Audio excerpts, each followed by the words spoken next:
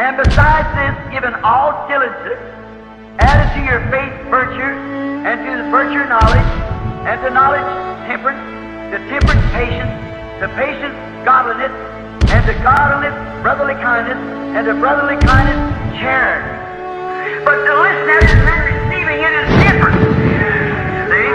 See, there is 7 qualifications to make the statue of God.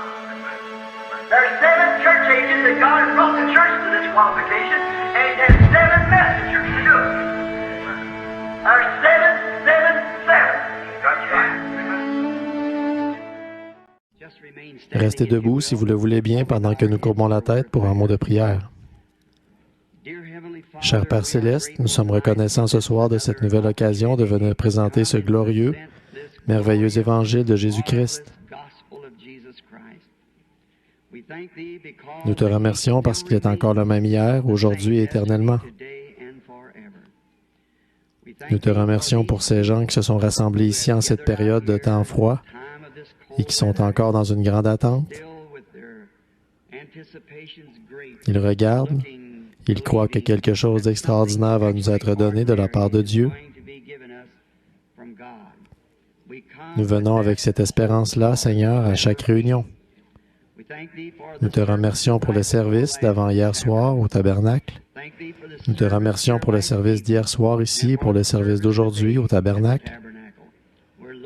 Maintenant, nous sommes dans l'expectative de ce que tu auras pour nous ce soir. Père, nous savons que toute personne qui est capable de bouger les mains pourrait tourner les pages de la Bible, mais il n'y en a qu'un qui puisse la faire vivre et la rendre réelle, c'est toi. Et Père, nous nous attendons à ce que tu fasses cela ce soir. Bénis-nous de toutes les manières. Nos cœurs sont tellement remplis de joie alors que nous voyons approcher le moment où nous allons le rencontrer face à face, lui que nous avons aimé et pour qui nous avons vécu pendant toutes ces années.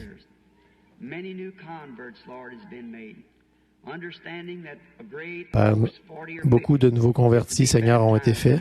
D'après ce que j'ai compris, une grande foule, 40 ou 50 personnes, doivent se faire baptiser en ton nom demain matin par suite du service d'hier soir. Ô Dieu, s'il te plaît, continue, nous t'en prions, jusqu'à ce que chaque semence prédestinée de Dieu ait vu la lumière de l'Évangile et soit entrée dans la bergerie. Nous te demandons de nous cacher ce soir derrière la parole. Rends-nous aveugles aux choses du monde et donne-nous de voir Jésus. Qu'il y ait une expérience de la montagne de la transfiguration parmi nous ce soir, de sorte que nous ne voyions personne que Jésus seul. Nous le demandons en son nom, pour sa gloire et comme confirmation de son Évangile. Amen. Vous pouvez vous asseoir. Je vais juste tourner ce micro, cette chaire un peu de côté, si vous n'y voyez pas d'inconvénient, pour que je puisse voir les deux côtés de l'auditoire. Je dois pouvoir remettre en place les microphones qu'il y a ici. Très bien, un petit instant.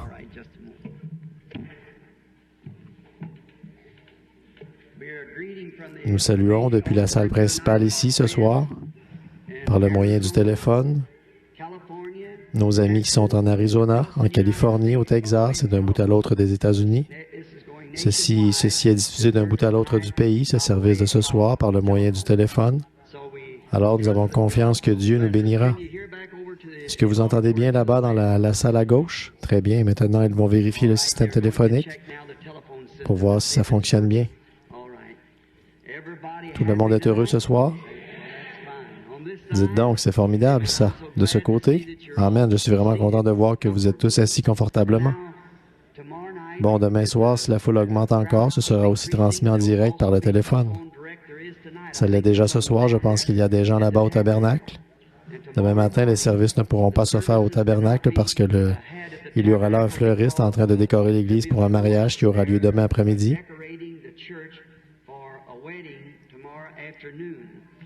Alors, ils ont transféré les services du matin à l'église de Frère Ruddle, l'un de nos associés, et c'est sur la route, ici, la 62. Est-ce que ça a été annoncé? Ça a été annoncé. Et s'il n'y a pas assez de place pour tout le monde là-bas, nous prendrons ceux qui restent et nous enverrons un autre ministre chez Frère Junior Jackson à Clarksville. La raison pour laquelle nous faisons ça chez Frère Ruddle, c'est que c'est près d'ici. Nous avons pensé que vous pourriez trouver le lieu plus facilement. Alors nous allons arranger quelque chose d'une façon ou d'une autre et bien nous assurer de faire tous ces baptêmes demain. Et j'espère qu'il y en aura encore une centaine ou deux qui s'ajouteront à ceux-là qui se feront baptiser demain. Maintenant, demain soir, je n'aime jamais annoncer à l'avance le sujet d'une prédication. Mais un soir, pendant le service, ou un jour, je voudrais parler sur le sujet de « Qui est ce Melchisédek ?» En effet, c'est un sujet dont je pense nous vivons au temps de ces révélations, et c'est la question qui s'est posée tout au long de l'âge. Qui est cet homme? Et je crois que Dieu a la réponse. Qui il était? Certains ont dit un sacerdoce, d'autres ont dit un roi, d'autres, mais il doit... Tant qu'il y a une question, il doit y avoir une réponse à cette question, une réponse qui est la bonne. Il ne peut pas y avoir une question sans qu'il y ait d'abord une réponse. Maintenant, nous avons confiance que Dieu nous donnera une bénédiction de sa parole ce soir, alors que nous la lirons. Et Billy m'a demandé de vous dire que vous aviez vraiment bien collaboré avec les gens ici, les préposés au stationnement, la police et tout. Continuez, c'est très, très bien ça. Nous espérons voir le moment, peut-être dans un prochain avenir, où nous pourrions peut-être apporter la tente ici en ville et la monter ici au stade de baseball, où nous pourrions rester pendant quelques temps, peut-être pour un réveil de 3 ou 4 semaines continuel. Ici, on vient à peine de faire connaissance qu'il faut déjà se dire au revoir et repartir. Mais j'aimerais venir lors d'un voyage pour un long séjour à un moment où vous pourriez rester, qu'on ne soit pas obligé de s'arrêter au bout d'un soir ou deux, mais qu'on puisse vraiment rester et enseigner le jour et le soir, continuellement. Peut-être que quelqu'un rentrera à la maison, nourrir les poulets, traire les vaches et reviendra la semaine d'après pour continuer avec le service. J'aime ça. Alors que le Seigneur soit avec vous.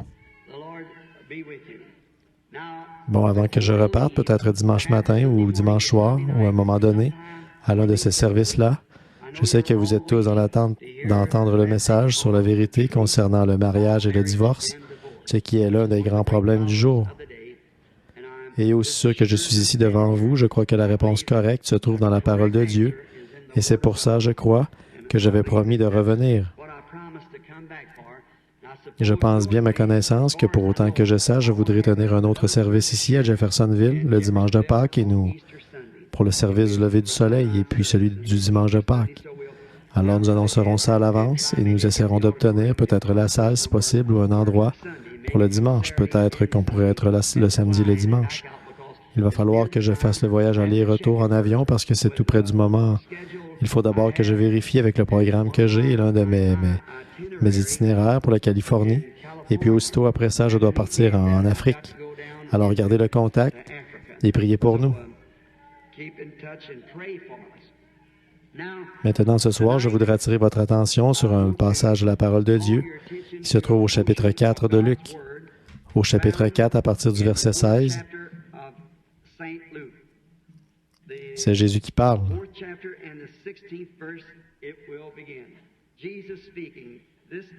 Aujourd'hui, cette parole que vous venez d'entendre est accomplie. Maintenant, nous voudrions tirer de ceci une conclusion. Montrer combien la parole de Dieu est dynamique.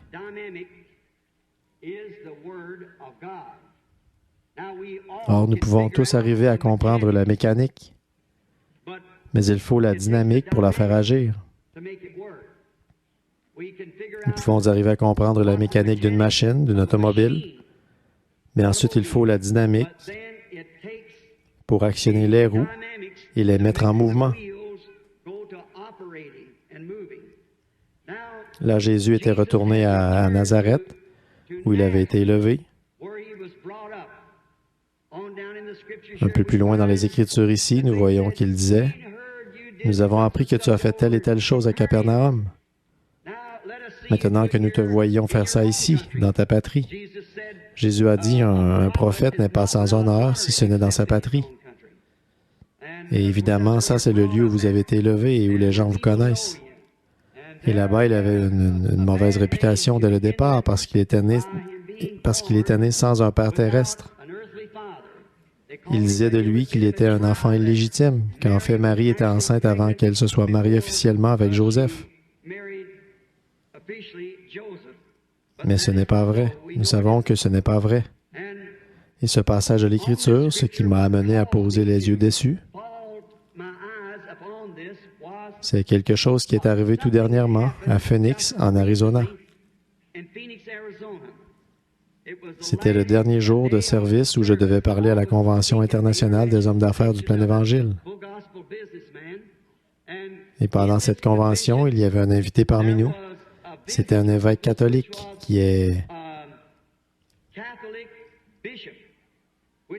des rites chaldéens de l'Église catholique apostolique.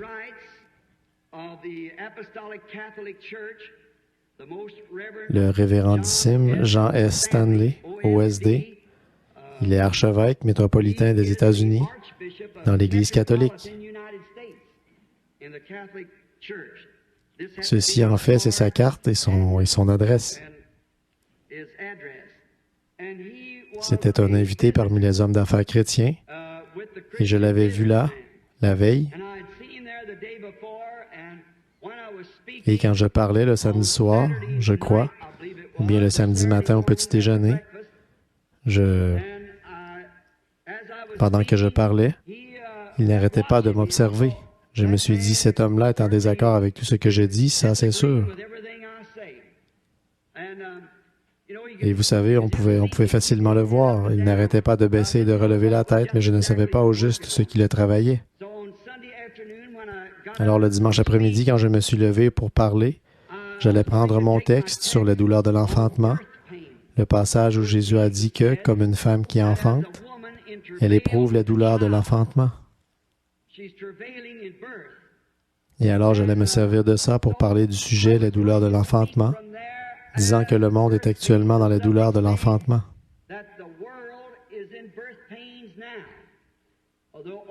L'ancien doit disparaître pour que le nouveau puisse naître, tout comme une semence doit tomber en pourriture pour produire une nouvelle vie. Et que de douleurs d'enfantement ont frappé le monde.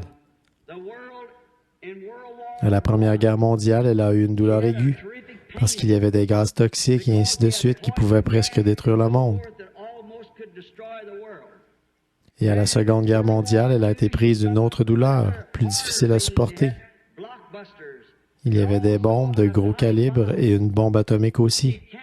Elle ne pourra pas supporter une autre douleur de l'enfantement. Avec ces missiles et ces choses qu'il y a aujourd'hui, une guerre de plus la projettera dans l'espace. En effet, maintenant, elle va accoucher. Et il y aura une nouvelle terre. La Bible dit qu'il y en aura une. Sous l'effet du message de chaque prophète, Israël a eu une douleur de l'enfantement, parce que ces prophètes entraient en scène après que les théologiens et les membres du clergé avaient entraîné toute l'Église dans une forme d'organisation. Et quand ces prophètes entraient en scène avec l'ainsi dit le Seigneur, ils secouaient ces églises, alors elle avait une douleur de l'enfantement.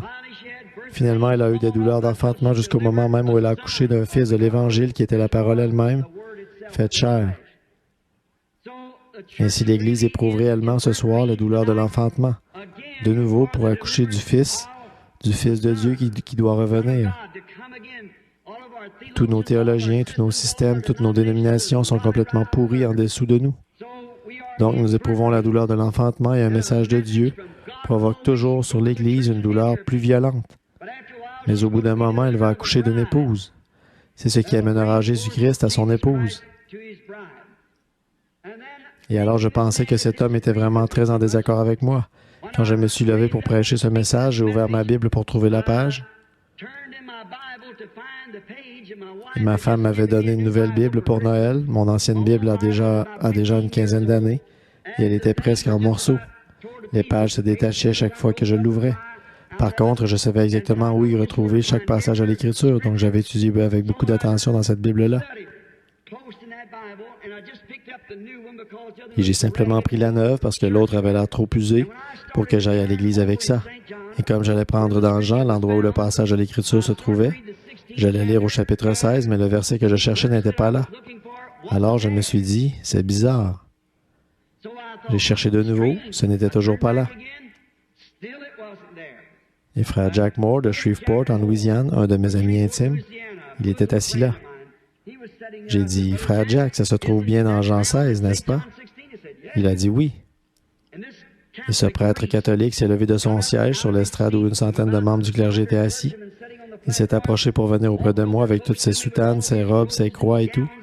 Il est venu tout près de moi et il a dit, « Mon fils, restez calme, Dieu se prépare à faire quelque chose. »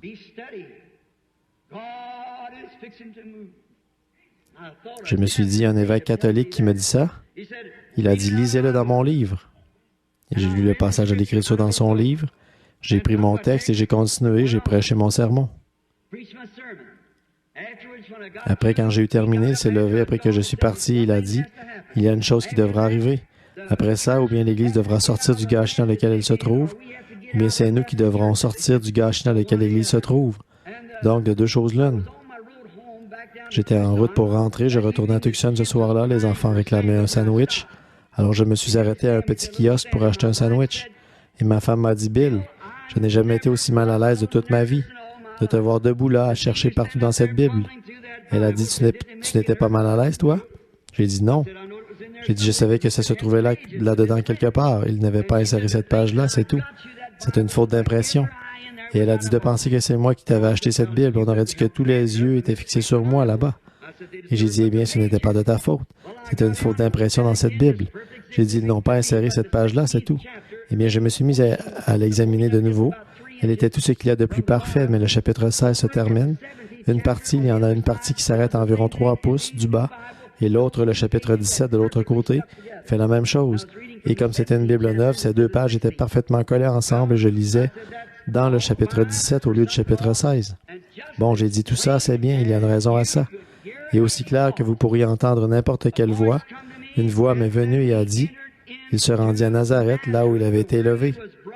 Et il entra dans la synagogue selon sa coutume, et le prêtre lui remit les Écritures pour qu'il fasse sa lecture, et il lut Ésaïe 61.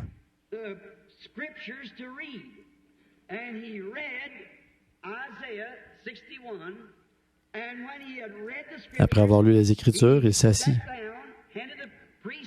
Il remit au prêtre la Bible, le livre, et il s'assit. Et toute l'assemblée avait les regards fixés sur lui. Et des paroles précieuses sortaient de sa bouche. Et il dit, aujourd'hui, cette Écriture est accomplie. Aujourd'hui, cette Écriture est accomplie.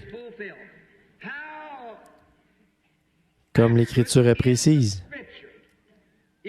Si vous remarquez bien ici, c'est le passage d'Ésaïe 61, 1 à 2, que notre Seigneur lisait. Ésaïe 61, 1 à 2. Mais au milieu du verset 2 d'Ésaïe 61, il s'est arrêté. Le passage où il est dit « L'Esprit du Seigneur est sur moi » pour publier une année de grâce, puis il s'est arrêté. Pourquoi l'autre partie d'exercer le jugement ne s'appliquait pas à sa première venue, mais à sa seconde venue? Voyez-vous, ça ne s'appliquait pas là. Vraiment, les Écritures ne font jamais d'erreur. Elles sont toujours parfaites.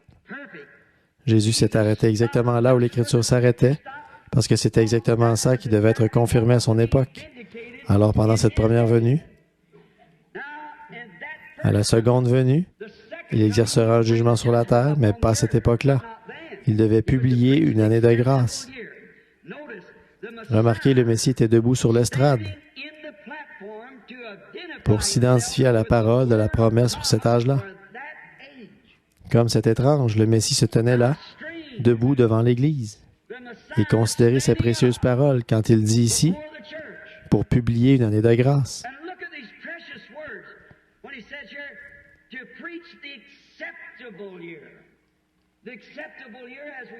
L'année de grâce, nous le savons tous, comme lecteurs de la Bible, c'était l'année du jubilé.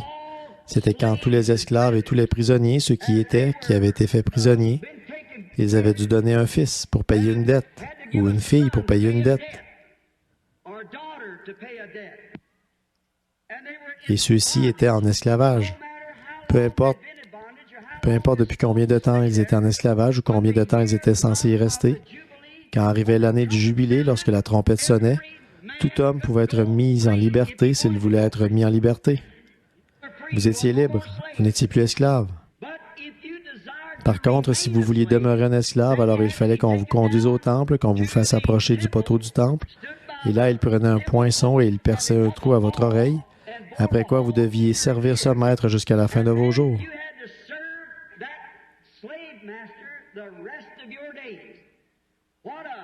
Quel exemple parfait de l'Évangile de Jésus-Christ. Quand il est prêché, le temps de grâce, le temps de jubilé, n'importe qui, peu importe qui vous êtes, votre couleur, la dénomination dont vous faites partie, jusqu'où vous vous êtes enfoncé dans le péché, ou ce qui ne va pas avec vous, vous pouvez être mis en liberté quand vous entendez sonner la trompette de l'Évangile. Vous êtes libre. Par contre, si vous tournez le dos au message et que vous refusez de l'écouter, remarquez, on vous perçait l'oreille avec un poinçon.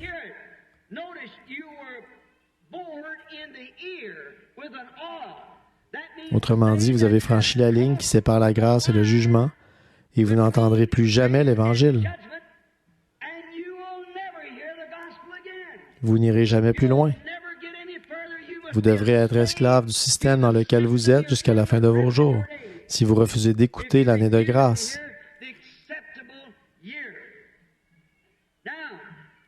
Or, l'autre partie, là, comme je l'ai dit, il n'avait pas à répondre à cela. En effet, c'est ce Messie qui doit maintenant venir, c'est à ce moment qu'il va exercer un jugement. Maintenant, comment est-il possible que ces gens n'aient pas reconnu qui il était? Comment est-il possible qu'il n'ait pas reconnu ça? Comment est-ce possible alors que c'était si clairement mis en évidence et démontré? Comment est-il possible qu'il n'ait pas vu? Alors quelle parole? Pensez-y. Aujourd'hui, cette écriture est accomplie devant vos yeux. Qui l'a dit? Dieu lui-même, qui est l'interprète de sa propre parole. Aujourd'hui, cette écriture est accomplie. Le Messie lui-même, qui se tenait en présence de l'Assemblée, qui lisait une parole de la Bible se rapportant lui-même, et qui disait ensuite, « Aujourd'hui, cette écriture est accomplie. » Et encore là, ils n'ont pas reconnu ce qu'il en était. Quelle tragédie ce serait, ça, mais c'est arrivé. C'est arrivé bien des fois. Comment est-ce que ça a pu arriver? Bien sûr, comme c'est arrivé les autres fois. Du fait de croire une interprétation humaine de la parole. C'était à cause de ça. Ces croyants de cette époque-là, soi-disant croyants, ils acceptaient l'interprétation du sacrificateur, ce que lui, il avait dit au sujet de l'Écriture. Par conséquent, comme Jésus n'était pas dans leur rang du tout, ni dans aucune de leurs associations, il avait été excommunié de leur cercle. Et par conséquent, ils ne pouvaient pas l'identifier à eux, parce qu'il était différent d'eux.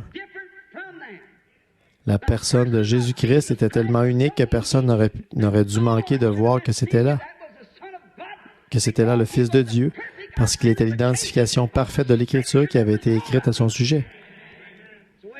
Voilà la façon dont on reconnaît tout chrétien, quand sa vie s'identifie avec les choses mêmes que le chrétien est censé faire. Qu'il ait pu se tenir là et dire, « Aujourd'hui, cette Écriture est accomplie juste devant vos yeux. » C'était tellement frappant, c'était tellement clair, et pourtant ces gens ont mal compris. Pourquoi? C'est parce qu'ils avaient accepté l'interprétation d'une certaine classe de sacrificateurs qu'ils écoutaient. Et l'histoire se répète toujours. Et les Écritures ont plus d'un sens et plus d'une révélation qui s'y rattache. Par exemple, comme il est dit dans la Bible, que j'ai appelé mon fils hors d'Égypte, en parlant de Jésus. Consultez la note en marge, là, et vous verrez que ça se rapportait aussi à Jacob, ce même passage de l'Écriture. Jésus était son fils majeur. Jacob était bien son fils, qu'il avait appelé hors d'Égypte. C'est ce que la référence de Scofield et toutes les autres références donnent pour ça, parce que c'est le passage de l'Écriture auquel ça faisait allusion. Donc, il y avait à ça un double accomplissement. Il y avait un accomplissement en Jacob qui avait été appelé à sortir, et en Jésus qui avait été appelé à sortir. Et c'est pareil aujourd'hui. C'est pour ça que nous sommes dans la confusion autant que nous le sommes, et que les gens n'arrivent pas à voir la vérité de Dieu. C'est pour ça. Il y a trop d'interprétations humaines de la parole de Dieu. Dieu n'a besoin de personne pour interpréter sa parole. Il est son propre interprète. Dieu a dit au commencement que la lumière soit, et la lumière fut. Ça n'a besoin d'aucune interprétation. Il a dit une vierge concevra, et elle l'a fait. Ça n'a besoin d'aucune interprétation. Alors que l'interprétation que Dieu donne de sa parole, c'est quand il confirme et qu'il prouve qu'elle est vraie. Voilà l'interprétation qu'il en donne, c'est en l'exécutant. Voilà où est l'interprétation de Dieu. Quand il exécute sa parole, il est en train de vous l'interpréter. Par exemple, s'il n'y avait jamais eu de lumière et qu'ils disent que la lumière soit et qu'elle soit, ça n'a besoin de personne pour l'interpréter. Mais nous y mêlons des systèmes faits de main d'homme et quand on fait ça, on dérègle la chose. Ça s'est toujours passé comme ça. Mais je m'imagine encore combien ça a dû être impressionnant. Pensez-y, le Messie. Pourquoi ne l'ont-ils pas reconnu? Parce que leurs conducteurs, ceux-là même qui auraient dû le reconnaître, qui auraient dû être versés dans l'Écriture, qui auraient dû comprendre les Écritures, ils ont déprécié cet homme et ils ont dit, il est un enfant illégitime au départ. Nous ne pourrions pas croire ça.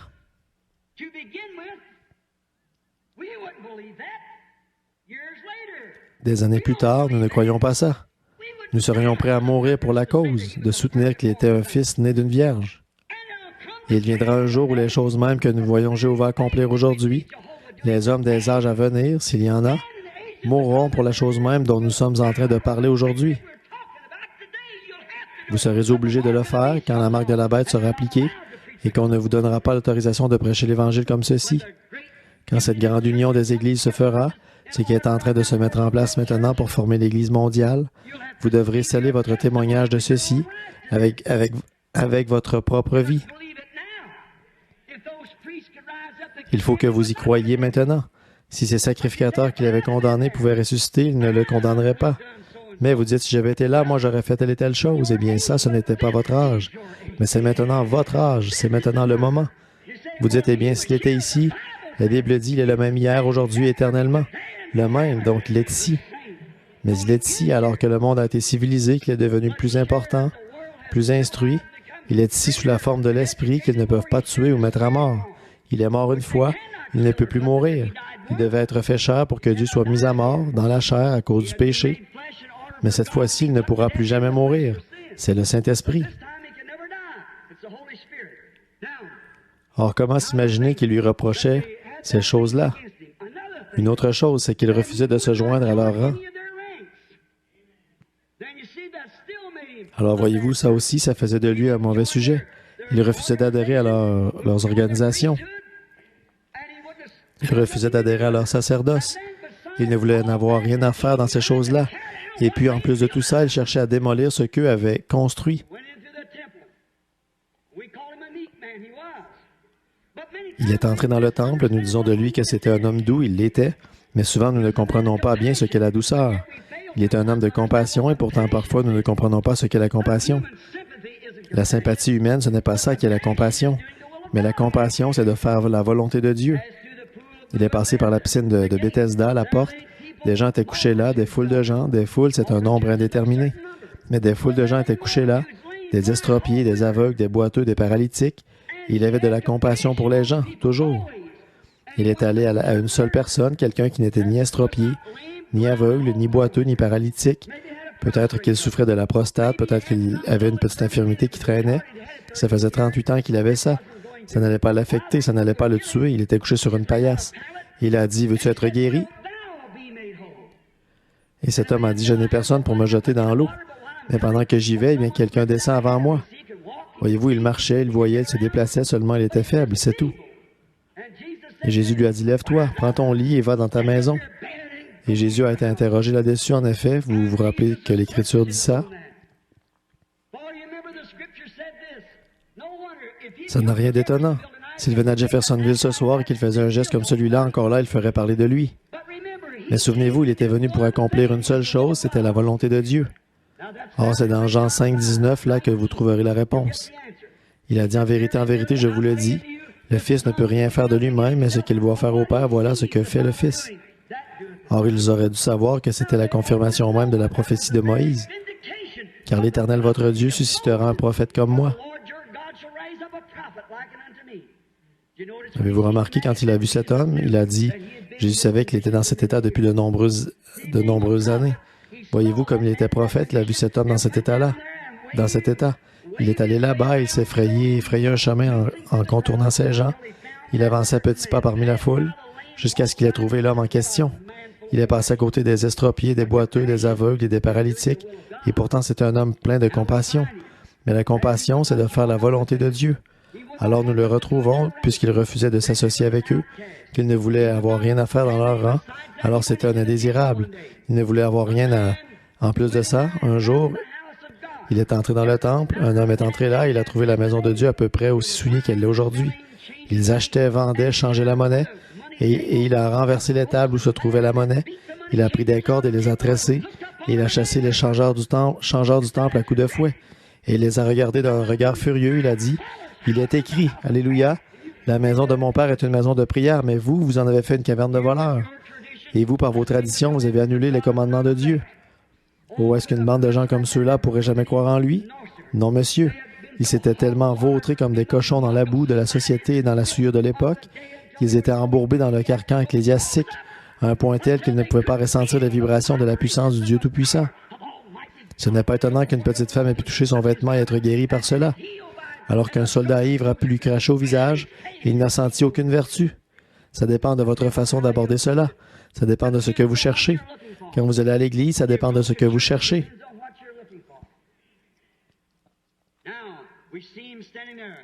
Maintenant, nous le voyons debout là-bas. Sans doute que les gens avaient déjà été mis en garde. Les sacrificateurs avaient mis les gens en garde. Bon, il viendra ici le sabbat prochain. Et quand il viendra, ne l'écoutez surtout pas. Bon, vous pouvez bien venir vous asseoir, mais ne prêtez aucune attention à ce qu'il dira, parce qu'il ne fait pas partie de notre groupe. C'est un indésirable. Il n'a pas de carte de l'association. Il n'a même pas d'organe de papier d'une organisation avec lui. Il n'a rien de tout ça. Qu'est-ce qu'il est? Une espèce de renégat qui est né là-bas d'une naissance illégitime dans la maison d'un charpentier et dont la mère l'a conçu avant qu'il soit marié. Et ils essaient de camoufler la chose en disant que c'était quelque chose de surnaturel. Nous savons que quand le Messie viendra, il descendra des corridors du ciel, il ira voir notre souverain sacrificateur et il dira « Me voici, Caïphe ». Mais nous constatons que ce n'est pas comme ça qu'il l'a fait, parce que ce n'était pas comme ça que c'était écrit dans la parole. C'est une tradition faite de main d'homme qui les avait amenés à croire ça. La parole avait dit qu'il viendrait exactement comme il est venu. Et il s'est tenu là, il a lu la parole et il leur a dit « Aujourd'hui, cette écriture est accomplie sous vos yeux. » Et encore là, ils n'ont pas vu qui il était, n'ont pas reconnu qui il était comme il l'avait fait dans tous les autres âges.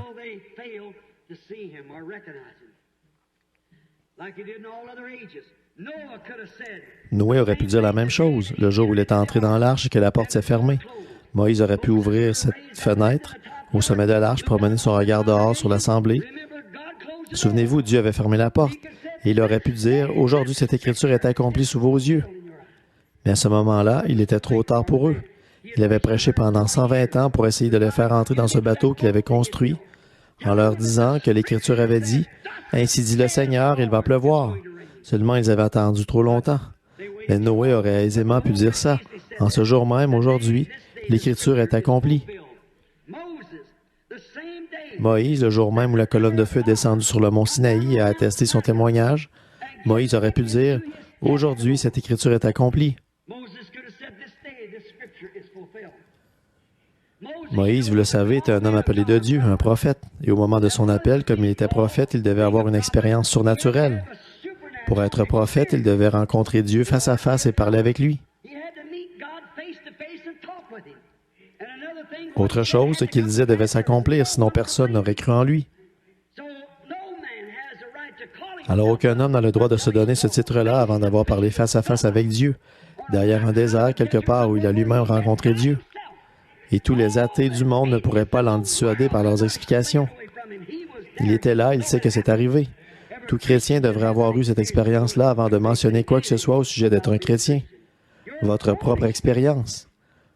Je parlais à mon neveu il y a quelque temps, un jeune catholique qui disait « Oncle Bill, j'ai couru à droite et à gauche, je suis allé partout, en essayant de trouver quelque chose. » Toutes les nuits, avant que cette série de réunions commence, il a pleuré. La nuit, il a eu des songes qu'il entrait ici, il venait en courant à l'hôtel, là où l'on prêchait, et il confessait qu'il avait eu tort. J'ai dit « Melvin, peu importe où tu essaieras d'aller, à combien d'églises tu adhéreras, combien de « Je vous salue Marie » tu réciteras, ou combien de bénédictions tu recevras d'un homme, il faut que tu naisses de nouveau de l'Esprit de Dieu. C'est la seule chose qui satisfera le cœur humain. » Ça, je sais qu'on en a un substitut aujourd'hui de la nouvelle naissance. Il suffit de serrer la main du prédicateur et de mettre votre nom sur le registre. Mais mes amis, ça, c'est un dogme. Ce n'est pas une vérité biblique. Si c'en était une, dans les Actes des Apôtres au chapitre 2, voici ce qu'on lirait. Lorsque le jour de la Pentecôte arriva, le pasteur sortit et serra la main aux gens. Mais il y est dit, lorsque le jour de la Pentecôte arriva, à l'inauguration de l'Église, il vint du ciel un bruit comme celui d'un vent impétueux, et il remplit toute la maison où ils étaient assis. Voilà comment le Saint-Esprit est venu la première fois. Voilà comment il est venu toutes les fois depuis cette fois-là. Il est Dieu et il ne change pas. Or, ça achoppe les gens. Ils disent ça, c'était pour une autre époque. Eh bien, il est le même hier, aujourd'hui et éternellement. Chaque fois que l'Église a reçu le Saint-Esprit, il est toujours venu comme il l'a fait la première fois, en vertu de la même ordonnance. Acte 2:38, ça n'a jamais changé, ça ne changera jamais. C'est comme l'ordonnance d'un médecin pour une maladie. Il va rédiger une ordonnance pour une maladie, le médecin va faire ça. Vous l'apportez à un pharmacien charlatan et il met trop d'antidotes là-dedans. C'est tellement faible que ça ne vous fera aucun bien. S'il met trop de poison là-dedans, ça vous tuera. Elle doit être rédigée selon les spécifications du médecin. Et l'ordonnance du médecin sur la manière de recevoir le Saint-Esprit nous a été donnée par le docteur Simon-Pierre au jour de la Pentecôte. Je vais vous donner une ordonnance. Repentez-vous chacun de vous et soyez baptisés au nom de Jésus-Christ pour la rémission des péchés et vous recevrez le don du Saint-Esprit. Car l'ordonnance est pour ceux qui sont au loin et en aussi grand nombre que le Seigneur notre Dieu les appellera. L'ordonnance éternelle. Moïse avait eu cette expérience-là. Il est descendu là-bas dans le pays, il s'est mis à dire aux gens, « J'ai rencontré une colonne de feu. Elle était dans un buisson ardent, et il m'a chargé de vous parler. Je suis celui qui suis. Va, je serai avec toi. Saisis le bâton dans ta main et lève-le sur l'Égypte. Tout ce que tu demanderas, ce sera fait. » Et bien probablement qu'un sacrificateur a dû dire, « Quel non-sens! » Mais quand ils ont vu la réalité même de ceci agir, s'accomplir, ils n'ont pas pu résister plus longtemps. Ils ont su qu'il était envoyé de Dieu. Alors si Moïse affirmait avoir vu ça et qu'il rendait témoignage de ça, que c'était la vérité, alors Dieu est obligé, si c'est bien la vérité, d'identifier et de confirmer que la parole de cet homme, c'est la vérité. C'est vrai. Si Jésus-Christ s'est tenu là et qu'il l'a lu ce jour-là, aujourd'hui cette parole est accomplie devant vous, Dieu est obligé d'exécuter cette parole. Nous nous tenons ici ce soir et nous disons que Jésus-Christ est le même hier, aujourd'hui et éternellement. Dieu est obligé de prouver qu'il en est bien ainsi parce que c'est sa parole. Or, qu'est-ce que ça produit? Il faut avoir la foi, y croire. Il faut avoir la foi, croire sa parole, croire qu'elle est bien la vérité. Remarquez ce qui est arrivé quand Moïse a fait sortir les enfants et tous ceux qui l'ont suivi. Ceux qui n'ont pas suivi sont restés en Égypte. Mais ceux qui ont suivi Moïse, quand ils sont sortis de la mer Rouge et qu'ils sont arrivés dans le désert, Dieu est descendu sur le mont Sinaï.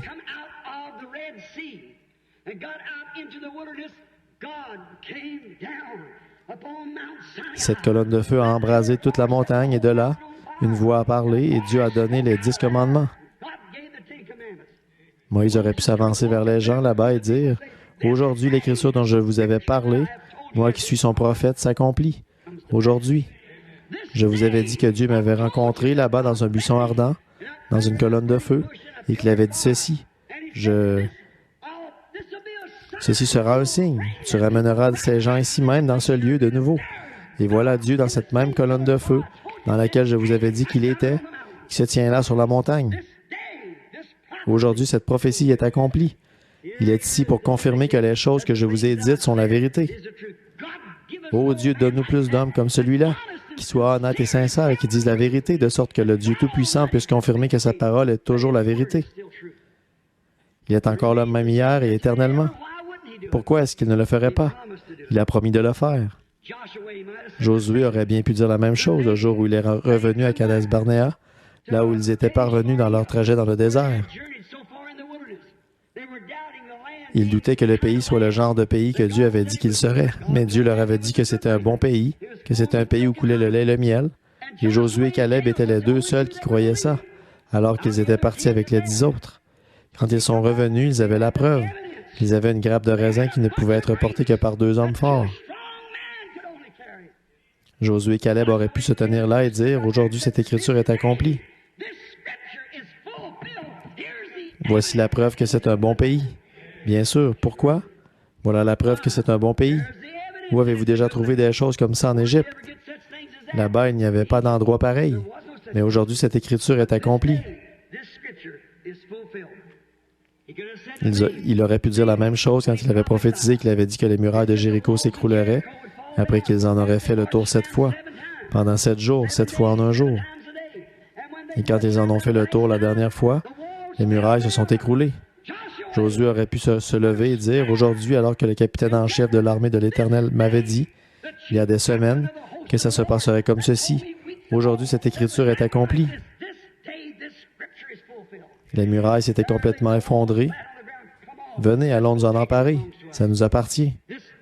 Aujourd'hui, cette écriture est accomplie. Comme c'est formidable, des hommes de Dieu ont pris position pour les choses qui sont justes. Israël au fleuve, quand ils allaient prendre possession du pays, traverser, comment vont-ils s'y prendre? C'est au mois d'avril. Il y a de l'inondation causée par la fonte des neiges là-bas en Judée. Oh, quel piètre général Dieu semblait être, d'avoir amené son peuple là-bas au mois d'avril, au moment où le Jourdain était en crue plus que jamais. Parfois, je pourrais m'arrêter ici si j'avais le temps pour vous donner un petit tuyau. Parfois, vous pourriez être assis là avec un cancer, vous pourriez être assis là avec une maladie. Vous vous dites, pourquoi est-ce que moi, qui suis chrétien, je serais dans cet état-là? Pourquoi est-ce que je serais dans cet état-là si je suis chrétien? Parfois, Dieu laisse les choses devenir tellement sombres que vous ne pouvez pas voir ni au-dessus, ni autour, ni nulle part ailleurs, et ensuite il vient vous frayer un chemin à travers tout ça, pour que vous puissiez dire aujourd'hui, cette écriture est en train de s'accomplir, ce qu'il avait promis de faire.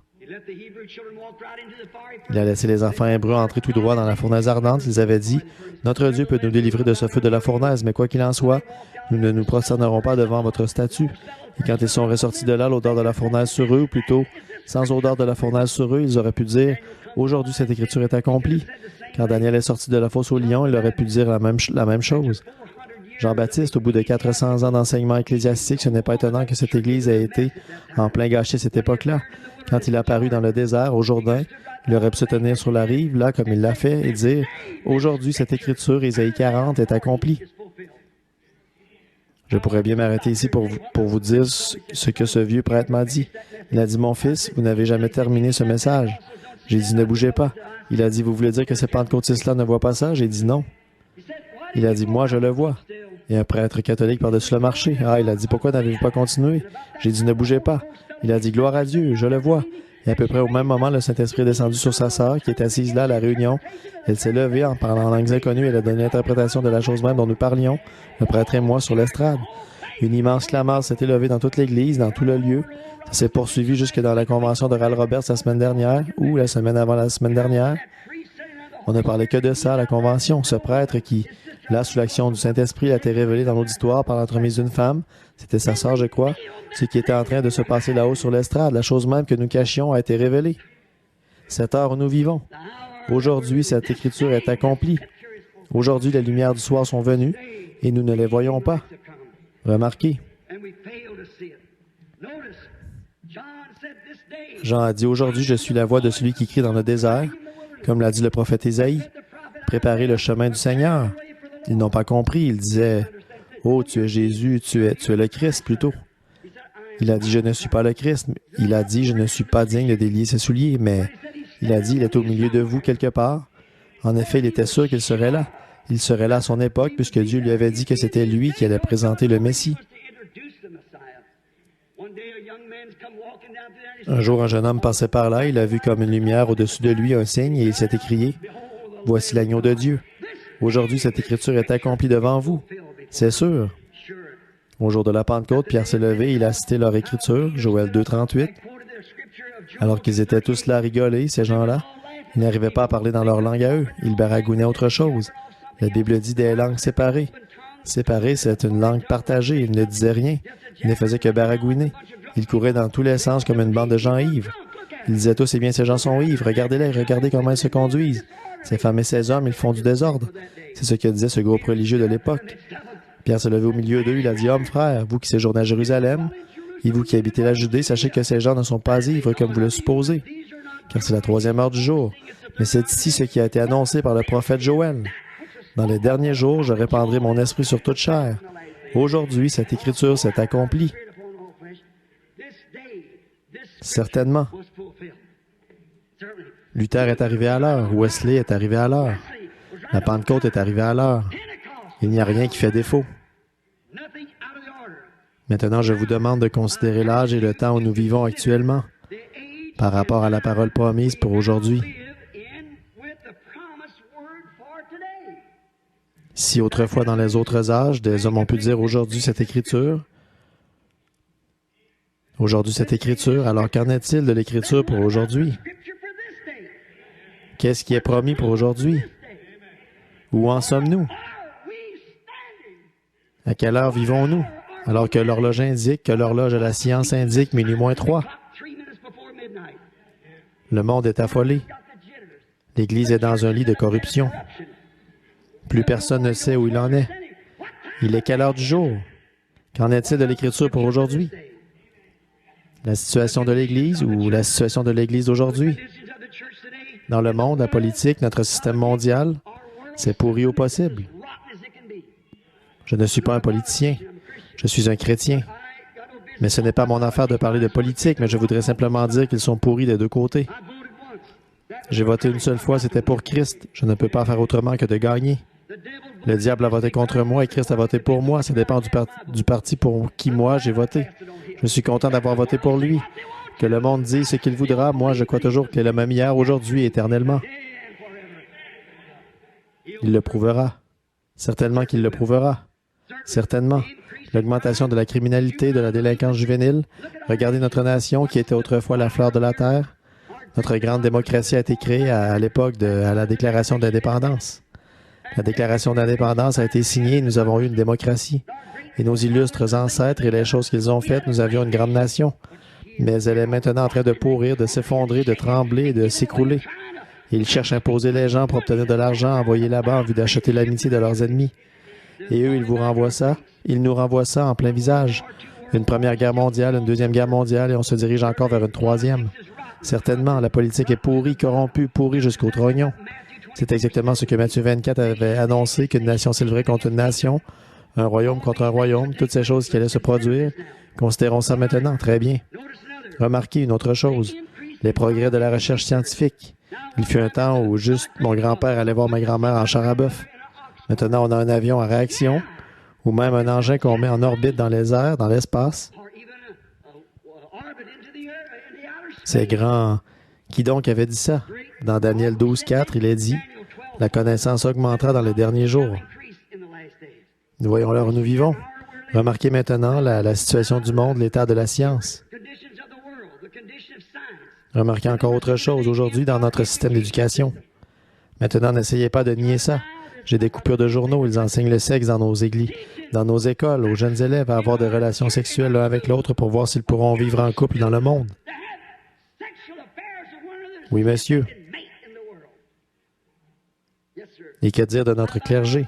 Ce soir, j'ai un article du journal à Los Angeles, en Californie, un groupe de membres du clergé, des baptistes et des presbytériens, des ministres, ils ont fait venir une bande d'homosexuels et ils ont eu des relations homosexuelles avec eux en disant qu'ils essayaient de les gagner à Dieu. Alors que c'est l'une des malédictions de l'heure. Sodomite. Même que les policiers ont procédé à leur arrestation. Alors où en sommes-nous? Notre système tout entier est tombé en pourriture en dessous de nous. J'ai vu qu'il y a eu une augmentation de l'homosexualité aux États-Unis, que ça a augmenté de 20 ou 30 depuis l'an passé. Pensez à ça, des hommes qui vivent avec des hommes, tout comme ils le faisaient à Sodome. L'augmentation de la criminalité, de la délinquance juvénile. À quelle heure vivons-nous? Aujourd'hui, cette parole de prophétie est accomplie. Le monde religieux, l'Église elle-même, l'Église appelée à sortir, ce que nous appelons l'Église appelée à sortir, le dernier âge de l'Église, l'âge de l'Église pentecôtiste, où en est-il? Il est dans Laodicée, comme le dit l'Écriture.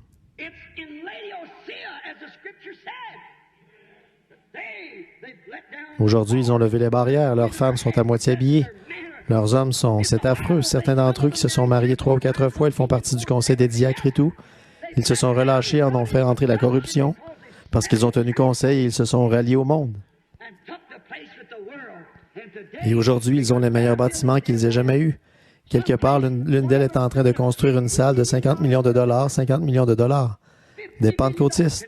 Autrefois, ils étaient là au coin, il y a 25 ans de ça, à battre du tambourin.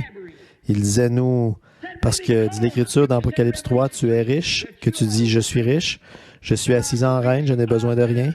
Et tu ne sais pas que tu es malheureuse, misérable, pauvre, nue, aveugle, et tu ne le sais pas. Aujourd'hui, cette écriture est accomplie sous vos yeux. Amen. Amen, ça veut dire ainsi soit-il. Je ne me dis pas Amen à moi-même, mais je veux dire par là que je crois que c'est la vérité. Aujourd'hui, cette écriture est accomplie. L'Église pentecôtiste est dans un état de laodicée. Oh, il saute, il crie et il s'emballe encore pendant qu'il y a de la musique. Quand il n'y a plus de musique ou de musique de beatnik, comme certains d'entre eux jouent et qu'ils appellent le christianisme, quand ça s'arrête, toute la gloire est partie. Voyez? Si c'est une vraie louange qui est de Dieu, il n'y a pas assez de sifflets ni assez de puissance dans ce monde pour l'arrêter. Quand ça vient réellement de Dieu, ce qu'il faut, ce n'est pas de la musique entraînante. Ce qu'il faut, c'est que l'Esprit de Dieu descende sur elle. C'est tout ce qu'il faut. Il y a longtemps qu'ils ont oublié cela parce qu'ils ont classifié le don du Saint-Esprit, le parlant en langue, comme signe initial. Et j'ai entendu des démons et des sorciers parler en langue. Le Saint-Esprit, c'est la parole de Dieu en vous qui s'identifie en acceptant cette parole. Sinon, ça ne peut pas être le Saint-Esprit. Si on dit que c'est le Saint-Esprit et qu'on renie une seule parole de cette Bible, ça ne peut pas être le Saint-Esprit. C'est ça la preuve, si vous croyez ou pas. Remarquez un autre grand signe. Les Juifs sont dans leur patrie, leur propre pays, leur propre monnaie. Ils sont membres des Nations unies. Ils ont leur propre armée. Ils ont tout. Ils sont dans leur patrie et Jésus a dit « Apprenez du figuier la parabole qu'il vous offre. » Voilà qu'ils sont rentrés là-bas dans leur pays. Aujourd'hui, cette écriture est accomplie. Les Juifs dans leur patrie. Aujourd'hui, cette écriture est accomplie, l'âge de l'Église de Laodicée. Aujourd'hui, cette écriture, Matthieu 24, est accomplie. Le monde est dans un état de corruption, toute la chose. Nation contre nation, tremblement de terre en divers lieux, violents tourbillons qui s'abattent, qui secouent les nations et tout de grandes catastrophes partout. Aujourd'hui, cette écriture est accomplie. Donc, nous avons vu l'état du monde, nous voyons où en est l'Église normale, l'organisation, la dénomination, nous voyons où elles en sont, nous voyons où en sont les nations, et nous voyons qu'aujourd'hui, ces promesses sont accomplies. Bon, mais en ce jour-ci, il doit y avoir une super semence royale d'Abraham. C'est exactement ce qu'elle allait être. Elle allait être une épouse royale pour le Fils royal promis. Comme je le disais hier soir, ce ne sera pas une semence naturelle, ce sera une semence spirituelle. Une épouse spirituelle doit être suscitée, qui sera la semence royale de la foi royale du Fils royal d'Abraham. Elle doit entrer enceinte dans les derniers jours et le temps et le lieu. C'est une promesse qui lui a été donnée.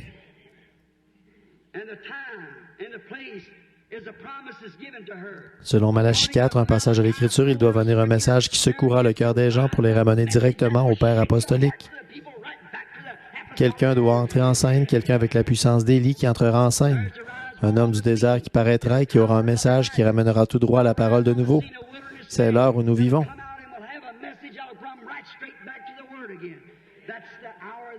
Alors considérez maintenant, je vous le demande en cette heure, à vous ici, les gens de Jeffersonville. En 1933, la lumière surnaturelle qui est descendue là-bas sur la rivière le jour où je baptisais 500 personnes au nom de Jésus-Christ, alors que j'étais un jeune homme d'une vingtaine d'années. Qu'est-ce qu'elle a dit, Jeffersonville? Qu'est-ce qui se trouvait là, au bas de la rue Spring? Alors que le Courrier Journal, je crois que c'est le Louisville Herald, qui a publié l'article là-dessus. Ça a été transmis par la presse associée jusque là-bas au Canada. Le Dr. Leavell a découpé ça dans le journal tout là-bas au Canada en 1933. Pendant que je baptisais la 17e personne avec ce témoin au-dessus de moi, et vous connaissez le reste de l'histoire, pendant que j'étais là en train de baptiser la 17e personne, une lumière est descendue du ciel. Elle brillait au-dessus de l'endroit comme une étoile tombée du ciel. Une voix a dit, comme Jean-Baptiste a été envoyé comme précurseur de la première venue de Christ, ton message sera le précurseur de sa seconde venue dans le monde entier. Aujourd'hui, cette écriture est accomplie. Aujourd'hui.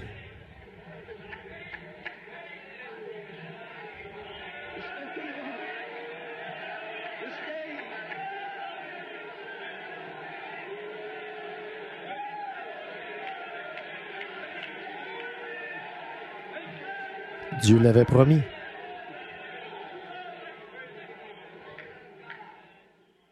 Qu'est-ce qui est arrivé?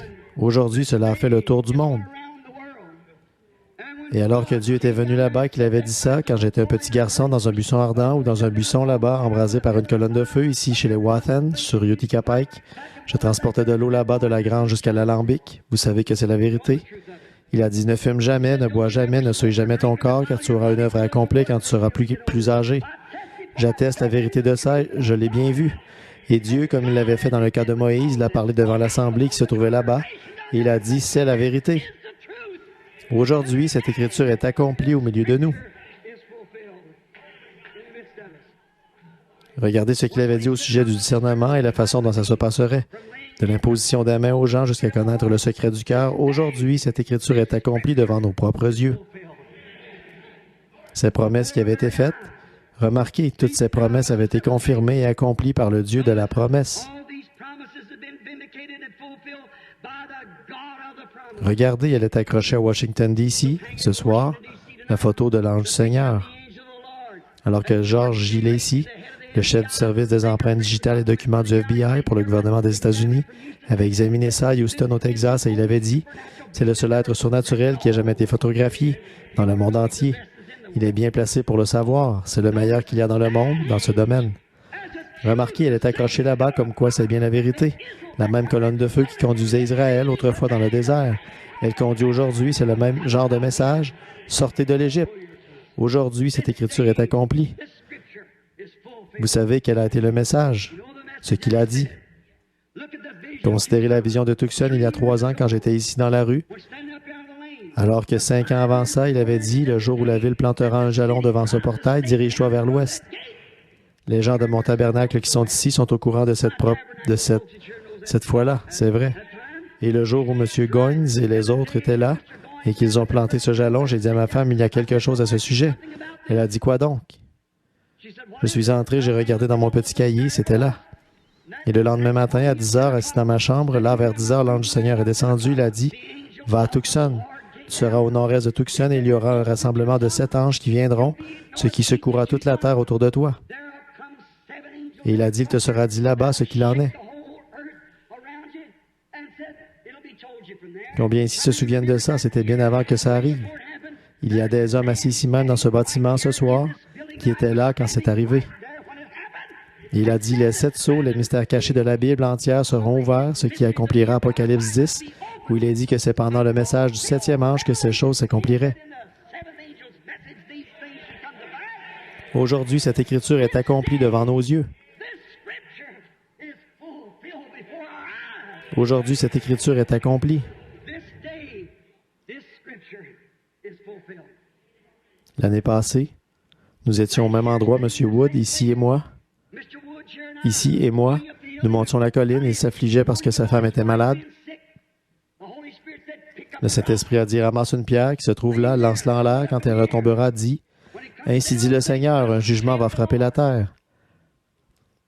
Dis-lui qu'il va voir la main de Dieu d'ici quelques heures.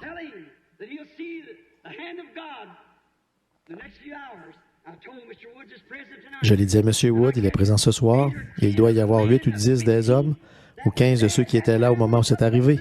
Le lendemain matin, alors que le Seigneur est descendu dans un tourbillon qui a fracassé la montagne autour de nous et arraché la cime des arbres et claqué 3 fois, il a dit, le jugement se dirige vers la côte ouest. 2 jours plus tard, l'Alaska a failli être englouti dans la terre. Et depuis ce moment-là, partout le long de la côte, le jugement de Dieu s'abat avec violence contre ce rideau spirituel.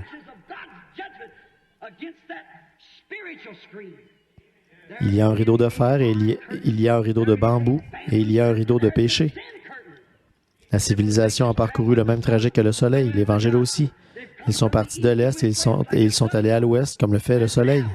Et maintenant, c'est sur la côte Ouest, ça ne peut pas aller plus loin. Si ça va plus loin, ça retournera de nouveau à l'Est. Le prophète a dit, il y aura un jour dont on ne pourra dire si c'est la nuit ou le jour. Un jour sombre, beaucoup de pluie et de brouillard. On sait adhérer à une église ou mettre son nom sur un registre, mais pas plus. Mais vers le temps du soir, la lumière paraîtra. Aujourd'hui, cette écriture est accomplie. Le même S-U-N.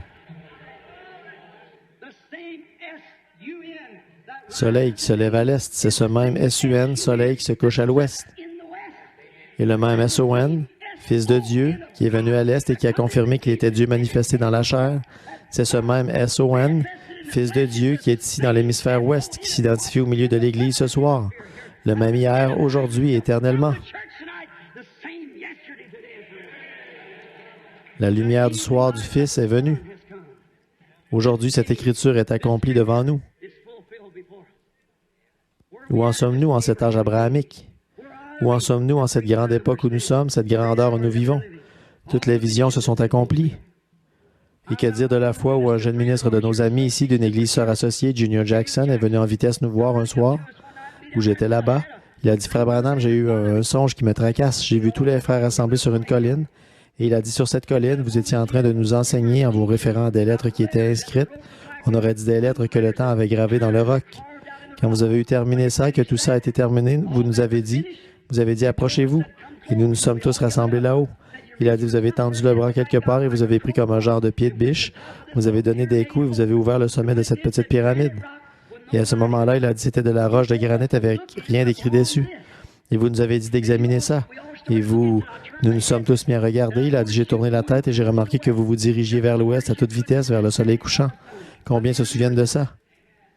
Je suis resté là un petit moment jusqu'à ce que le Saint-Esprit révèle ce qu'il en était. J'ai dit la Bible entière, toutes ces choses qui ont été révélées à l'homme à travers la justification, la sanctification, le baptême du Saint-Esprit, le baptême au nom de Jésus. Et toutes ces choses, elles ont été révélées.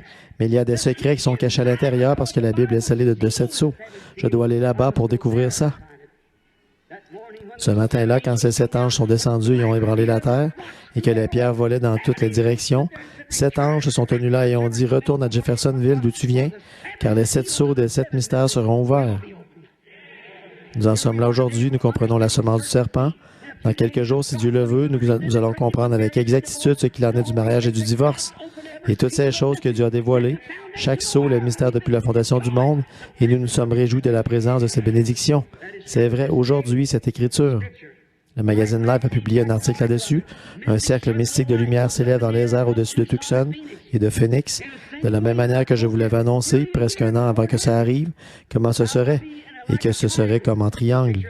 La photo est accrochée dans l'église là-bas. Vous qui vous êtes procuré ce magazine, vous l'avez. Voilà, c'était là exactement. Ils ont dit qu'il se trouve à une altitude de 27 000 et mesure 30 000 de large. Ils ne comprennent toujours pas ce qui s'est passé. C'est apparu mystérieusement et ça a disparu mystérieusement. Frère Fred Softman, frère Gene Norman et moi, nous nous tenions là. 3 témoins, c'est une attestation. Comme ceux qui l'avaient emmené sur le sommet de la montagne, Pierre, Jacques et Jean, pour rendre témoignage. Nous nous sommes tenus là à regarder ça. Quand c'est arrivé, nous l'avons vu se produire. Le voilà suspendu dans le ciel, tellement loin qu'il n'y a aucune humidité, aucune vapeur, ni rien qui puisse y former un brouillard. Comment est-ce que ça aurait pu se retrouver là? C'était les anges de Dieu qui s'en retournaient après leur message. Aujourd'hui, cette prophétie a été accomplie au milieu de nous. Aujourd'hui, cette écriture a été accomplie. Regardez bien, 7 sceaux ont été ouverts. Le tourbillon s'est dirigé vers la côte ouest. Maintenant, ne passez pas à côté comme eux l'avaient fait autrefois. Maintenant, fixons notre attention un peu plus près de notre jour. Qu'est-ce que l'Écriture dit à propos d'aujourd'hui et à propos du temps où nous vivons? C'est Jésus qui parle. Je n'aurai pas le temps de les prendre tous, mais je voudrais prendre celui-ci avant que nous terminions. Jésus a dit dans Luc au chapitre 17, le verset 30, Jésus-Christ lui-même, la parole. Croyez-vous ça? Jésus-Christ lui-même, la parole faite chair, a parlé et a dit ce que serait la parole au temps de la fin. Quel serait le signe de la fin du monde? Il leur a dit qu'une nation s'élèverait contre une nation. D'autre part, il a dit, ce qui arriva au jour de Sodome arrivera de même au jour où le Fils de l'homme sera révélé.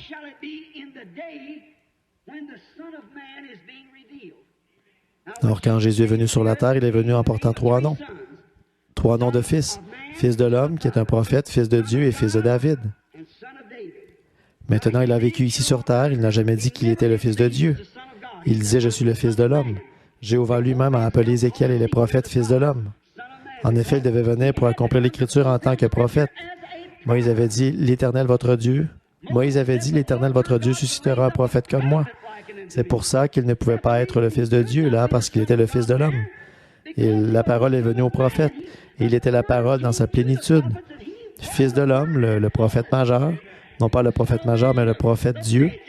La plénitude de la divinité était corporellement en lui. Donc, il était le Fils de l'homme.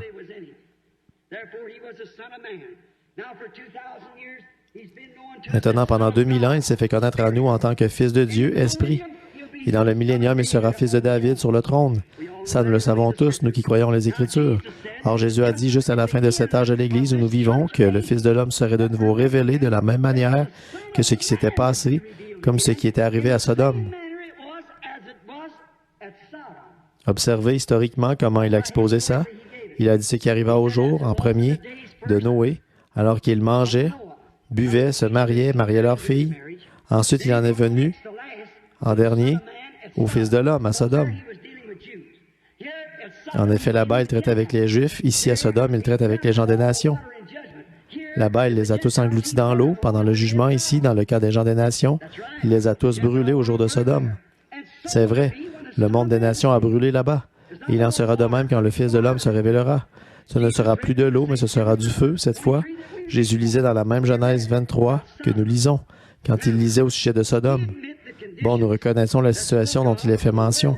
L'état du monde de Sodome, des Sodomites, l'état de Sodome, tous autant que nous sommes, nous pouvons dire Amen à ça.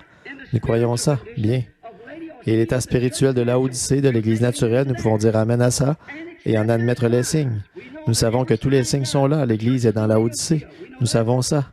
Nous savons que le monde est dans un état de Sodome, pas vrai? Nous admettrons ça. Mais qu'en est-il du signe d'Abraham, de celui qui attendait le Fils promis? Ça, c'en était un autre. Souvenez-vous, il y avait un Sodome là-bas. Ils ont eu leur messager, et Abraham a eu son messager.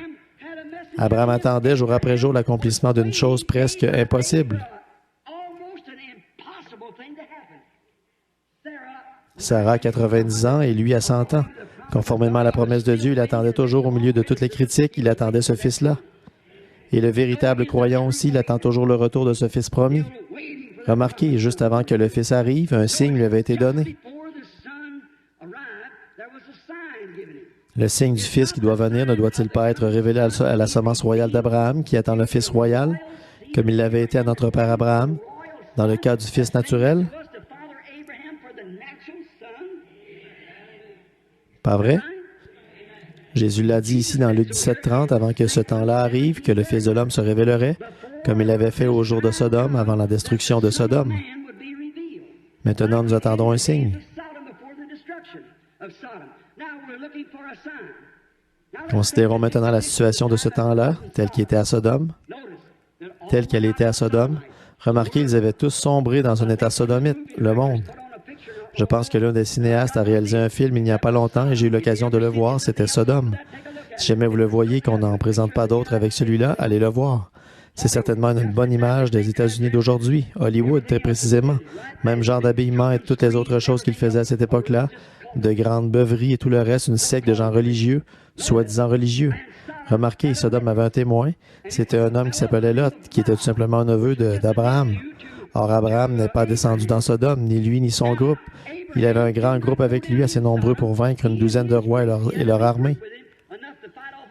Donc, il avait un grand groupe avec lui. Et il était assis là sous un chêne un jour où tout allait mal pour lui. Personne ne voulait avoir de rapport avec lui, mais il s'accrochait toujours à cette promesse.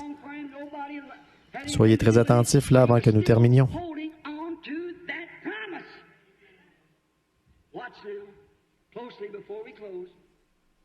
Pendant qu'il est assis là, 3 hommes sont venus vers lui, à pied. 2 d'entre eux sont descendus dans Sodome et ont prêché l'Évangile à ceux de là-bas pour qu'ils sortent de là à Lot. Pas vrai? Mais il y en a un qui est resté avec Abraham. Remarquez, celui qui est resté avec Abraham, c'était Dieu lui-même. Les 2 autres, c'étaient des anges messagers. Or, là-bas à Sodome, ils n'ont pas fait de miracle, ils les ont seulement frappés d'aveuglement. Et la prédication de l'Évangile les frappe toujours d'aveuglement. Maintenant, regardez le cadre dans lequel se situe cette époque-là. Il y a une Église naturelle. C'est toujours en 3, comme je le disais hier soir, que Dieu est représenté. Il y avait les Sodomites, les Lotistes et les Abrahamistes.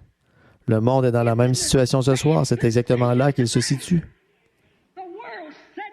Permettez-moi de vous demander quelque chose. Regardez le cadre dans lequel se situe ceci.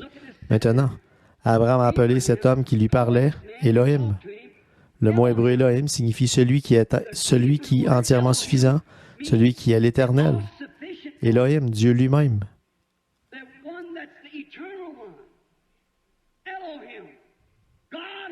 Au commencement, Genèse 1 dit, au commencement, Dieu, Prenez le mot hébreu, là, ou plutôt le mot grec. Au commencement, Elohim créa les cieux et la terre. Et voici qu'il, dans Genèse, vers le chapitre 22, là, il dit encore, ou vers le chapitre 20, il a dit, cet homme-là, il l'a appelé du nom d'Elohim. Pourquoi a-t-il fait ça? Dieu, représenté dans une chair humaine, qui s'est assis avec Abraham et qui a mangé un sandwich au veau. Il a bu du lait et mangé du pain. Dieu lui-même, et il a disparu juste là devant Abraham.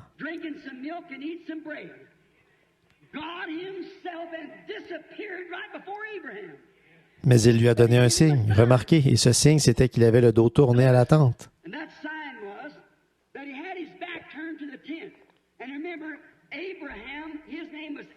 Et souvenez-vous, Abraham, son nom était Abraham quelques jours avant ça, et Sarah, c'était Saraï avant ça. S-A-R-A-I tréma, ensuite S-A-R-A, et D et Da, B-R-A-M, en A-B-R-A-H-A-M. Abraham, ça veut dire père de nation. Père de nation. Maintenant, soyez très attentifs là et nous allons voir dans quel cadre se situe l'heure où nous vivons actuellement, puisque Jésus nous a dit de nous attendre à voir ce cadre-là. Nous avons vu que tout le reste correspond bien. Maintenant, voyons ce qu'il en est de la semence royale. Quel cadre, eux, ils sont censés voir. Alors cet homme a dit, Abraham, où est ta femme Sarah? Et Abraham a dit, elle est dans la tente derrière toi. Or, elle, il ne l'avait jamais vue. Comment savait-il que son nom à lui était Abraham? Comment savait-il que son nom à elle était S-A-R-A? Abraham, où est ta femme Sarah? Il a dit, elle est dans la tente derrière toi. Il a dit, un pronom personnel, je vais te visiter selon la promesse. Ta femme va avoir ce bébé. Tu m'as fait confiance, maintenant je vais l'accomplir. Et Sarah, qui était derrière dans la tente, a écouté indiscrètement ou à tendre l'oreille, ou le nom que vous donnez à ça, a écouté de l'intérieur de la tente, elle a ri par en dessous. Et elle a dit, voilà que moi, une vieille femme comme je suis, j'aurais du plaisir avec mon Seigneur, alors que lui, là-bas, il est vieux aussi, il a 100 ans. Alors qu'il y a bien des années que ce n'est pas arrivé, ça.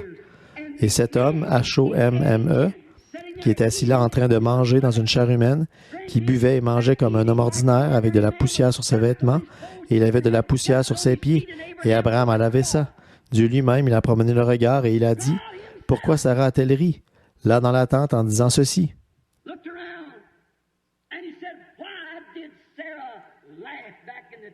Il savait, il pouvait discerner les pensées de Sarah dans la tente, derrière lui. Pas vrai? Maintenant, quand la semence royale d'Abraham est venue sur terre, lui, quel signe est-ce qu'il a montré, le Fils de l'homme? Simon s'est approché de lui un jour. C'est André qui l'avait amené. Il a dit, ton nom est Simon. Tu es le fils de Jonas, qu'il a dit. Voyez, ça a fait de lui un croyant.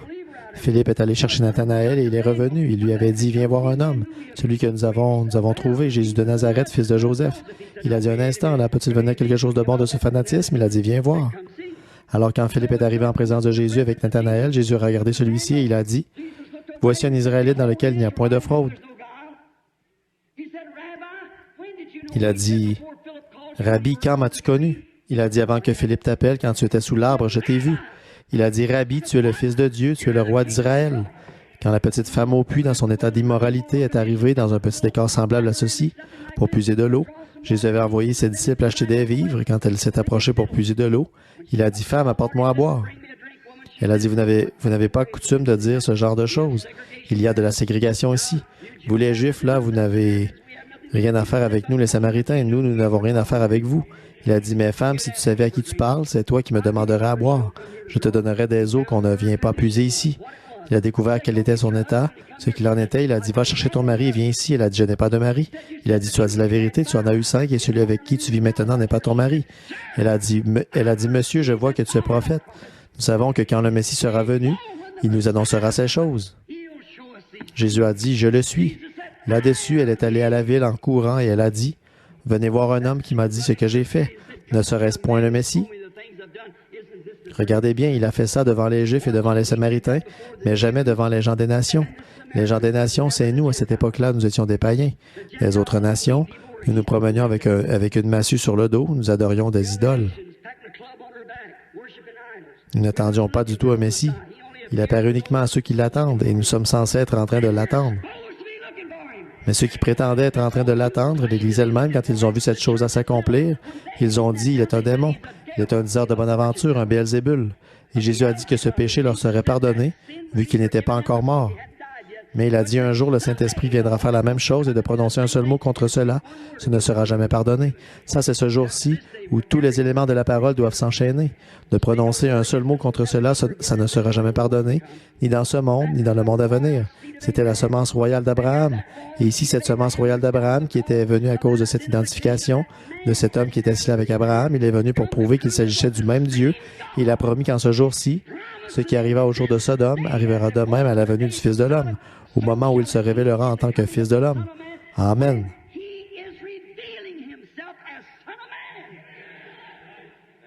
C'est maintenant le jour où cette écriture doit s'accomplir.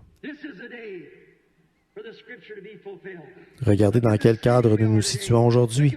Regardez l'Église ou le Fils de Dieu. Regardez ce jour sombre. Regardez toutes les prophéties. Maintenant, une chose étrange, nos visiteurs devraient être déjà là. Nos visiteurs devraient déjà être là. Dans ce cas, si le cadre doit être le même qu'à Sodome. Ils étaient 3 qui étaient venus, 3 hommes remarquables envoyés du ciel. Nous admettrons ça.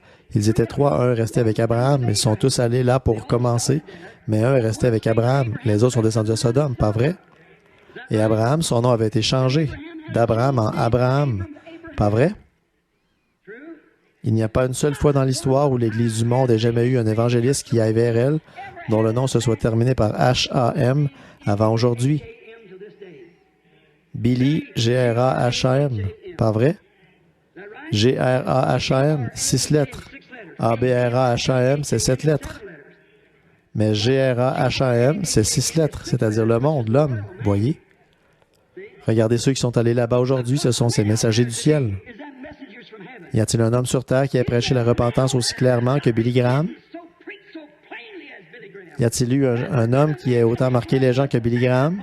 Jamais il n'y a eu un homme sur le plan international. Oh, Billy Sunday et les autres ont été ici aux États-Unis, mais Billy Graham est connu mondialement. Voyez-vous d'où il lance son appel? De Sodome. Et il y a celui qui l'accompagne là-bas, qui est avec l'Église pentecôtiste, Oral Roberts. Mais qu'en est-il du groupe des élus? Eux, quel genre de signes est-ce qu'ils sont censés voir? Eux, qu'est-ce qu'ils sont censés recevoir? Alléluia! Au temps du soir, la lumière paraîtra. Aujourd'hui, cette écriture est accomplie.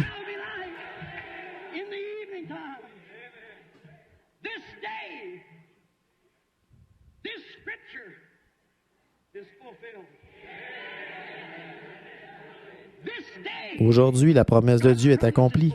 Nous savons que c'est la vérité. Il est ici ce soir comme il était à cette époque-là. Alors de prêcher ça, comme je le disais tout à l'heure, si vous prêchez quelque chose et que c'est la vérité de l'Évangile, alors Dieu est obligé de confirmer ça. Pas vrai? Maintenant, s'il en est ainsi, alors que le Dieu qui a écrit la parole, que le Dieu qui a donné la prophétie, que le Dieu qui est le Dieu de la parole, s'avance et prouve qu'il est toujours Dieu.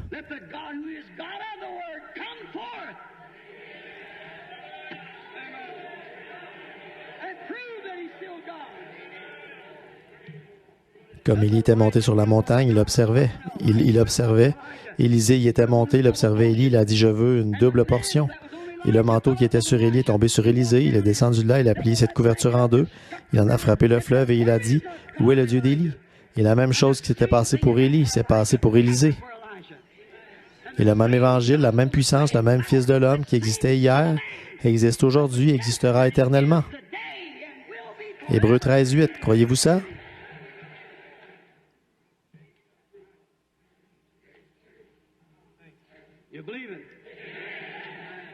Alors je vous demande ceci. Je ne peux pas être lui, mais il est ici. Nous ne sommes qu'un porteur. Certains d'entre vous dans l'auditoire qui êtes malades et affligés, qui savez que je ne vous connais pas, que Dieu maintenant, si je peux m'humilier suffisamment, prier et demander à Dieu. Je ne pense pas, il n'y a pas de carte de prière dans le bâtiment, n'est-ce pas? Non, nous n'avons distribué aucune carte de prière. Nous allons faire une réunion de prière ou de guérison des malades à l'église, mais vous, priez. Vous qui savez que je vous suis totalement inconnu, voyez? Vous me connaissez, vous de Jeffersonville. Je ne veux pas que ce soit les gens de Jeffersonville qui fassent ça. Je veux que ce soit les gens qui viennent de quelque part ailleurs. Voyez si Dieu révèle toujours. Voyez s'il est toujours le même hier, aujourd'hui, éternellement.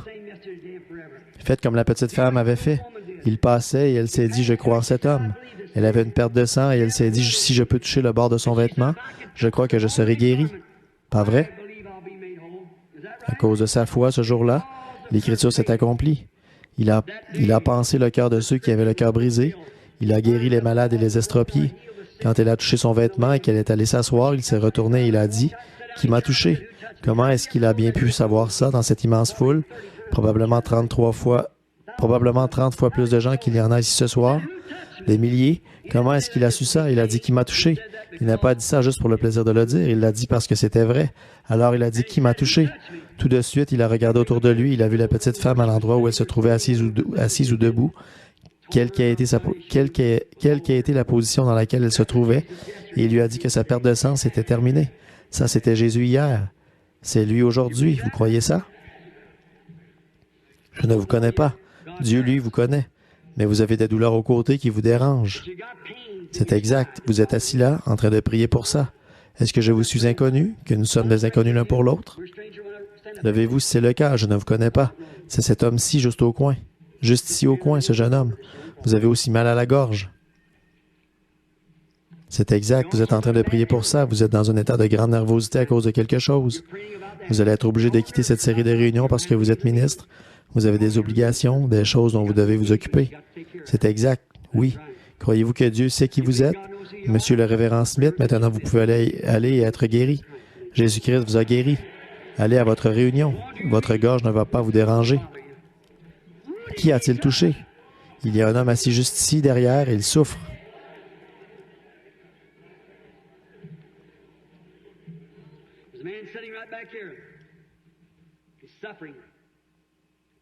Il a une tumeur au poumon gauche. Il n'est pas d'ici. Vous avez été ouvrier mineur, c'est exact. Je vous suis totalement inconnu. Si c'est vrai, faites signe de la main. La tumeur se trouve au poumon gauche et vous devez être opéré très prochainement. C'est bien ça? Vous n'êtes pas d'ici, vous n'êtes pas de cette ville. Vous venez de la Virginie.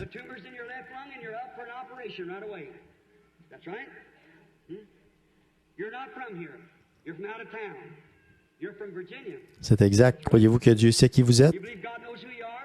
Monsieur Mitchell, c'est exact. Rentrez chez vous et soyez rétabli. Jésus-Christ vous guérit. Demandez à cet homme. Je ne l'ai jamais vu de ma vie. Il était assis là en train de prier. Aujourd'hui, cette écriture. Voici une dame assise juste ici derrière moi, comme Sarah qui était dans la tente. Elle est en train de prier pour sa fille. Levez-vous. Sa fille n'est pas ici, elle se trouve au loin. Sa fille. Vous êtes dans le même cas que cette femme quand elle était venue à Jésus parce qu'une femme était tourmentée de diverses façons par un démon. Cette jeune fille est possédée du démon. Elle n'est pas ici, vous venez de la Caroline du Nord. Croyez-vous ça? Et c'est la vérité, n'est-ce pas? Madame Orders, vous pouvez rentrer chez vous. Si vous croyez de tout votre cœur, vous trouverez votre fille comme elle l'avait trouvée quand Jésus-Christ autrefois avait dit qu'elle était guérie. Aujourd'hui, cette écriture, le signe de Sodome, le signe de la super semence, le signe de l'Église naturelle. Aujourd'hui, cette écriture est accomplie au milieu de vous. Le croyez-vous? Voulez-vous l'accepter maintenant même comme votre sauveur, votre guérisseur? Levez-vous chacun de vous, dites, j'accepte ma guérison. Je l'accepte comme mon sauveur, je l'accepte comme mon roi. Chacun de vous, levez-vous. Aujourd'hui.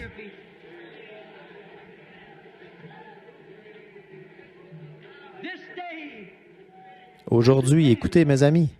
Il lut l'Écriture, remit la Bible au sacrificateur et il a dit tous les gens avaient les regards fixés sur lui. Il les regarda et dit, aujourd'hui cette Écriture est accomplie. J'ai lu l'Écriture avec une douzaine ou plus de preuves que nous vivons au dernier jour. La génération qui verra le retour de Jésus-Christ sur la terre. Et je vous dis ce soir de nouveau, aujourd'hui, cette Écriture est accomplie devant vous.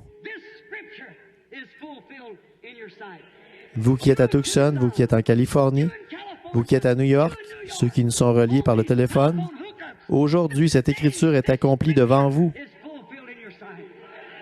Réjouissons-nous et soyons dans l'allégresse car les noces de l'agneau sont proches et son épouse à elle, son épouse à lui s'est préparée.